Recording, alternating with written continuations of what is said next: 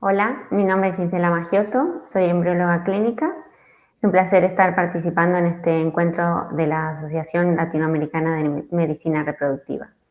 El tema que voy a presentar es sobre vitrificación y voy a discutir un poco el por qué no llegamos a un 100% de efectividad con esta técnica. A pesar de ser empleada en Kitasato Divimed, esta presentación no contiene ningún interés comercial.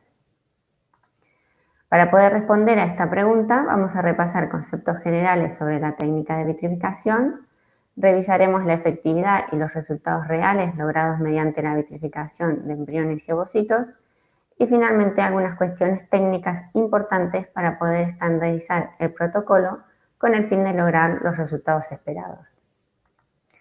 A diferencia de la congelación lenta, la técnica de vitrificación emplea velocidades de enfriamiento y calentamiento muy elevadas que en combinación con una alta concentración de agentes crioprotectores permite lograr un estado vítreo y así prevenir la formación de cristales de hielo que puedan dañar a la célula. Por lo tanto, la eficiencia de la vitrificación depende de estas altas tasas de enfriamiento y calentamiento, de la viscosidad de la solución en cuanto a la concentración de crioprotectores y es inversamente proporcional al volumen de la muestra congelada. Las células, una vez vitrificadas, disminuyen sus funciones metabólicas y son mantenidas en condiciones de vida suspendida por mucho tiempo. Durante la desvitrificación, el estado vítreo vuelve a un estado viscoso superfrío y con el aumento de la temperatura, este líquido viscoso puede cristalizar. Los cristales de hielo formados por recristalización durante la desvitrificación tienen resultados letales para las células. Sin embargo, si se consigue una elevada tasa de calentamiento, la recristalización puede ser bloqueada y las células, por lo tanto, pueden sobrevivir. Es por ello que la tasa de calentamiento tiene una importancia mayor que la tasa de enfriamiento para los resultados de supervivencia y por lo tanto es considerada como el paso más crítico de todo el proceso. Se utilizan crioprotectores permeables que ingresan a la célula para reemplazar el agua. Algunos tienen mayor o menor permeabilidad, por ejemplo el DMCO atraviesa rápidamente la membrana y además tiene una capacidad muy elevada de formación vítrea. Los crioprotectores no permeables actúan como agentes osmóticos fuera de la célula, regulando el intercambio entre el crioprotector permeable y el agua y además tienen la capacidad de aumentar la temperatura de transición vítrea. Hay que tener en cuenta que todos los crioprotectores son tóxicos si se utilizan de una forma incorrecta. Las células son permeables a los crioprotectores a temperaturas más altas, pero son más resistentes a los efectos tóxicos a temperaturas más bajas, ya que los crioprotectores comienzan a metabolizarse a temperaturas elevadas. La toxicidad celular depende del tiempo de exposición y de la concentración de los crioprotectores. Los protocolos de vitrificación mejorados emplean combinaciones de crioprotectores para poder reducir las toxicidades individuales. Las células tienen una tolerancia limitada a la concentración, a la contracción e hinchazón, por lo tanto los protocolos de deshidratación y rehidratación deben asegurar un mínimo de contracciones y reexpansiones del citoplasma para no alterar la funcionalidad celular. La contracción de las células antes de la vitrificación hace que el citoplasma sea más estable y así se evitan algunos de los efectos de la crioinjuria. Hay otros componentes que también son importantes en los medios de vitrificación, como la hidroxipropilcelulosa, que le otorga una mayor viscosidad y además mejora la liberación de los ovocitos y embriones del soporte de vitrificación durante la descongelación, reduciendo así el estrés mecánico y mejorando la tasa de supervivencia. Por otro lado, la trealosa, como crioprotector no permeable, es mejor promotor de la transición al estado vítreo y tiene mayor capacidad para proteger las membranas celulares en comparación con la sacarosa. Gracias a las altas tasas de supervivencia logradas a partir de la vitrificación, se han podido mejorar los resultados clínicos en los ciclos criopreservados y también ha hecho que la preservación de la fertilidad y los bancos de ovocitos de donantes sean una opción viable para las pacientes. Además, permite una segmentación segura del ciclo de FIP, desconectando temporalmente el proceso de estimulación de la transferencia embrionaria y esto en consecuencia ofrece un tiempo adicional cuando se requiere un análisis genético de los embriones. Hablando de tasas de supervivencia, la literatura científica muestra que tanto para ovocitos como para embriones, blastocistos y embriones biopsiados, los resultados pueden encontrarse por encima del 90%. Pero el 100% de efectividad tal vez es una cuestión más de expectativa que de realidad. Como vemos, de acuerdo al consenso alfa sobre criopreservación del 2012, el valor de supervivencia competente para embriones de día 3 es del 70% y el valor de referencia del 85%. Y para blastocistos, el valor de competencia es del 80% y el valor de referencia del 95%.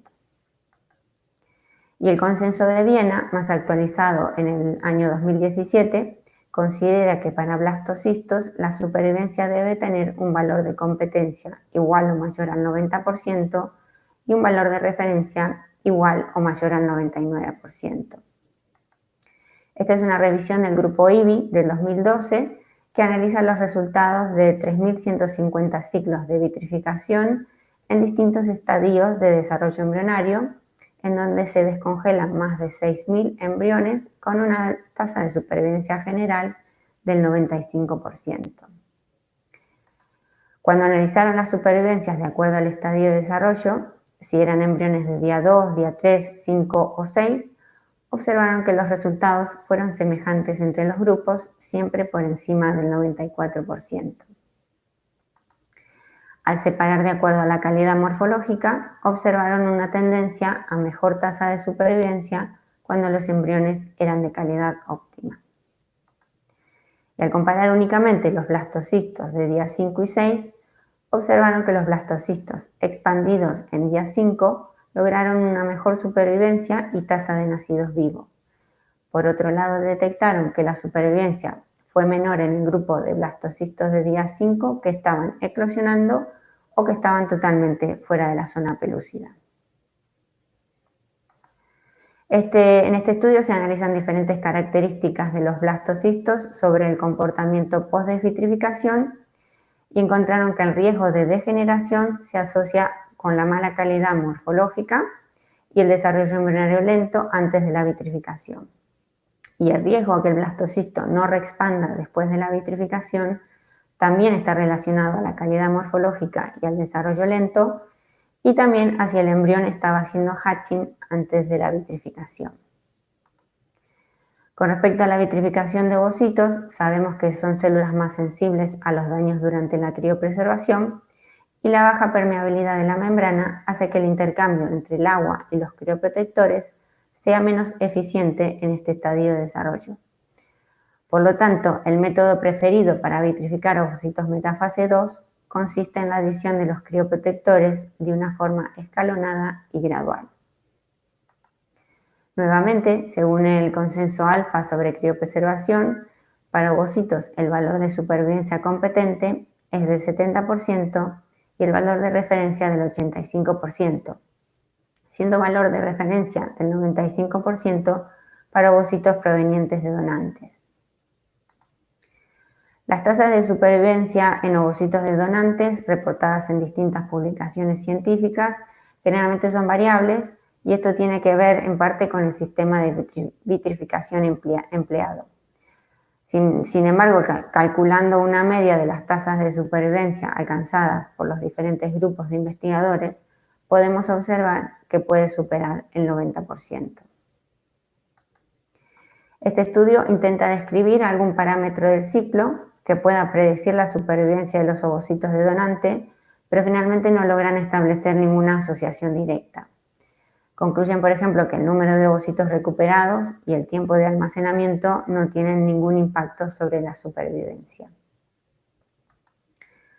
Sin embargo, demuestran que, a pesar del bajo porcentaje, los fallos de supervivencia en donantes sí que existen y que ciertas donantes tienen una tendencia a recurrir en el fallo en ciclos consecutivos, pero que curiosamente estas mismas donantes tienen buenos resultados en ciclos en fresco. Otro resultado interesante de este estudio es que la probabilidad de lograr un nacido vivo aumenta a medida que aumenta el número de ovocitos desvitrificados utilizados en un ciclo de microinyección.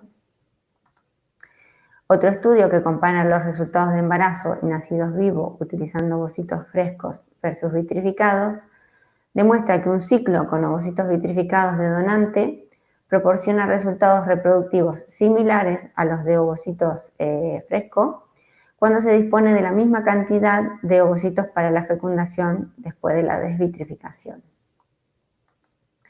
Con respecto a los resultados en ovocitos de pacientes que congelan por preservación de la fertilidad, la edad tiene un gran impacto sobre la supervivencia y los resultados clínicos, siendo significativamente menores en pacientes de más de 35 años.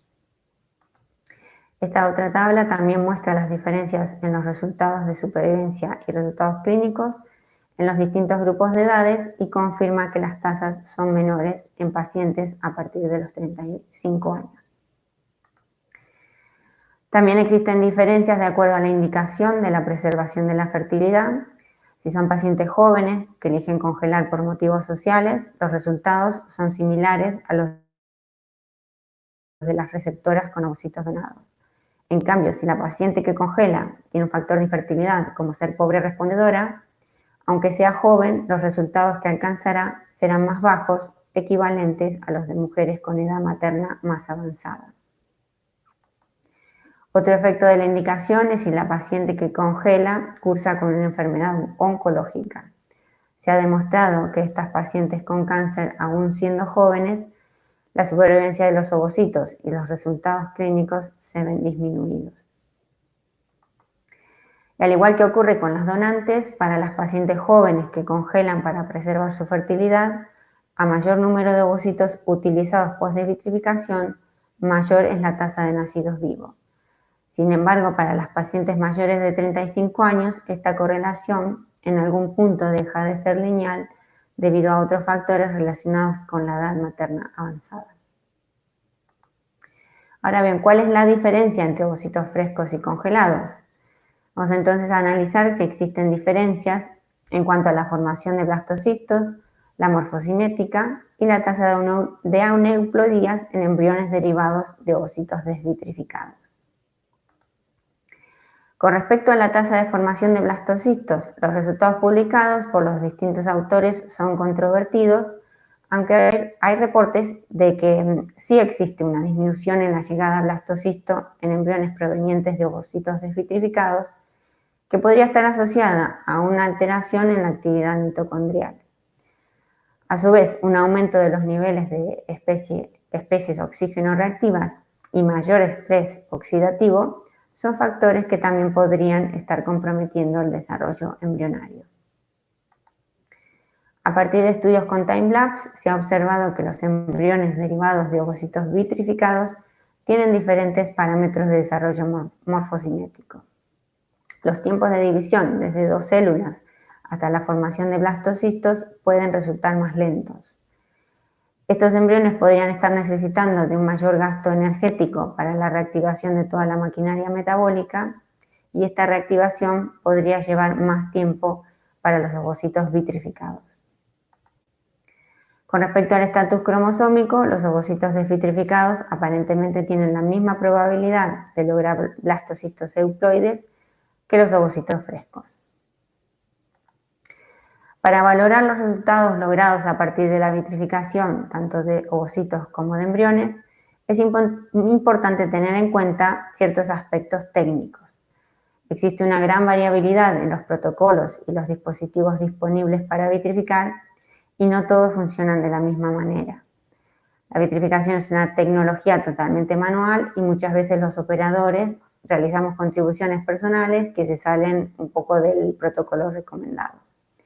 Se debe establecer una curva de aprendizaje para cada nuevo operador e indicadores de evaluación continua del desempeño para cada laboratorio. Se deben ajustar los criterios de selección morfológica para vitrificar únicamente ovocitos y embriones de buena calidad y en el caso de ovocitos únicamente aquellos maduros en metafase 2. Debemos ser rigurosos con el control del pH y la osmolaridad mediante el volumen de gota empleado. Utilizar volúmenes mayores podría reducir los errores y son preferibles durante la etapa del aprendizaje y la puesta a punto del protocolo hasta obtener los resultados satisfactorios. Debemos monitorizar la temperatura de las soluciones para permitir un correcto intercambio de crioprotectores y agua y también para alcanzar altas tasas de enfriamiento y calentamiento. También debemos controlar los tiempos de exposición a los crioprotectores, ya que estos pueden ser tóxicos. Y a su vez debemos prestar mucha atención a la manipulación, transporte y almacenamiento de las muestras ya vitrificadas para no exponerlas a descongelaciones accidentales que puedan comprometer la supervivencia posterior. Entonces, tal vez no logremos un 100% de efectividad, pero sí debemos optimizar la calidad, experiencia y reproducibilidad para conseguir los mejores resultados posibles. Y para esto se debe estandarizar el protocolo que asegure unas condiciones controladas y además es fundamental que todos los operadores sigan este mismo protocolo siempre. En un futuro, tal vez no muy lejano, la automatización del procedimiento de vitrificación permite estandarizar el protocolo generando resultados al menos más consistentes.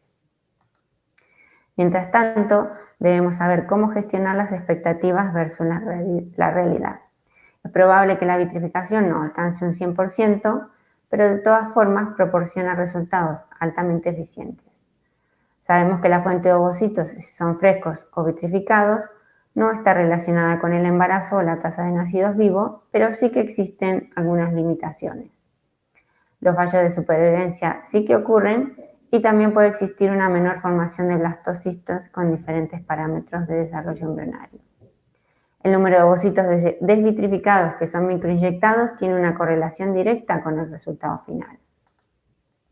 La tasa de supervivencia y el resultado clínico están relacionados con la indicación y la edad de la paciente. Las pacientes infértiles logran un resultado más bajo en comparación con las donantes o las mujeres jóvenes que congelan por preservación de la fertilidad. Las pacientes con cáncer muestran también un peor pronóstico reproductivo y la edad es el factor con más poder de impacto sobre los resultados. Finalmente, como ocurre con cualquier otra técnica, el protocolo de vitrificación debe estar estandarizado en cada laboratorio para poder obtener los resultados más consistentes y reproducibles posibles. Muchas gracias por la atención. Ahora estoy dispuesta a contestar preguntas si las hay, o si no también pueden contactarme por cualquier duda a través de mi correo electrónico. Gracias.